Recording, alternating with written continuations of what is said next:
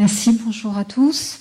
Pour compléter ce que a dit Monsieur Villard, donc nous, notre intervention commence comme ça. Le Musée international de la chaussure est un incontournable du patrimoine culturel et touristique de la ville de Romans. Le monument qu'il abrite, le couvent de la Visitation, y est pour beaucoup. Finalisé au XVIIe siècle et d'une architecture splendide avec ses jardins à la française, le musée mérite en effet d'être mieux exploité et mis en valeur au sein de notre ville. D'ailleurs, le projet d'étude effectué par l'ancienne municipalité d'Henri Berthollet l'envisageait déjà en 2013, tout comme notre programme aux dernières élections. Force est de constater, selon le rapport fourni par vos services, que la fréquentation n'a fait que baisser depuis 2014.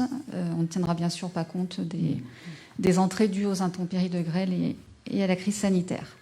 Et malgré l'obtention du label qualité tourisme en 2015 et 2018, on peut noter que ni l'organisation des masters de pétanque ni le Tour de France n'ont eu comme conséquence une meilleure attractivité de notre ville. Il était donc important de penser autrement et d'être imaginatif pour attirer du monde.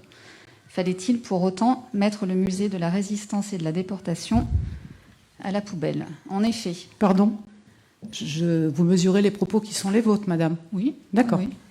En effet, quand et le leurs projet... conséquences? Oui. Voilà, pour nous, c'est la conséquence, effectivement, de... La conséquence de vos propos. Pour nous, c'est la conséquence du projet, oui. Comme on l'a compris. J'espère qu'on l'a mal compris. En effet, quand le projet scientifique et culturel sur la réorganisation du musée de la chaussure est présenté sur une 60aine de pages, c'est une petite phrase presque anodine qui nous informe que le musée de la Résistance, quant à lui, fait l'objet d'une réflexion spécifique hors du périmètre de l'étude. C'est joliment dit, lorsque l'on sait que le projet est de reléguer ce musée aux archives municipales dans l'intimité de la petite rue des Clercs. On se souvient que ce sont d'anciens combattants et déportés qui avaient créé le musée, et les associations d'anciens combattants ont été mises devant le fait accompli. Le musée de la Résistance ne sera bientôt qu'un vague souvenir. Bien sûr, ces associations ont tout de suite alerté la population et les organisations politiques, notamment de l'opposition. Nous souhaitons à cette occasion réitérer tout notre soutien et montrer notre désaccord avec cette volonté de la municipalité d'enterrer ce musée. Car comment dire les choses autrement? Même si M. Jacot invoque qu'il s'agit là d'un projet plus ambitieux avec la volonté d'envisager plus largement la Deuxième Guerre mondiale en Drôme et de le moderniser en le numérisant, l'idée est intéressante, mais ne doit pas se faire au détriment de la possibilité de visite physique qui permet aux générations futures, et notamment aux groupes scolaires, d'appréhender plus concrètement l'histoire. Ce musée de la Résistance est à la fois un musée d'histoire et un centre de documentation pour les étudiants et chercheurs.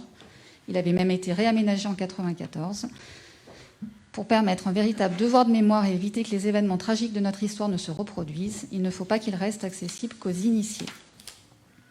Nous pensons le couvent de la Visitation suffisamment vaste pour qu'il laisse une place visible à ce musée et qu'il serait plus judicieux d'envisager un travail de collaboration avec le musée départemental de Vassieux.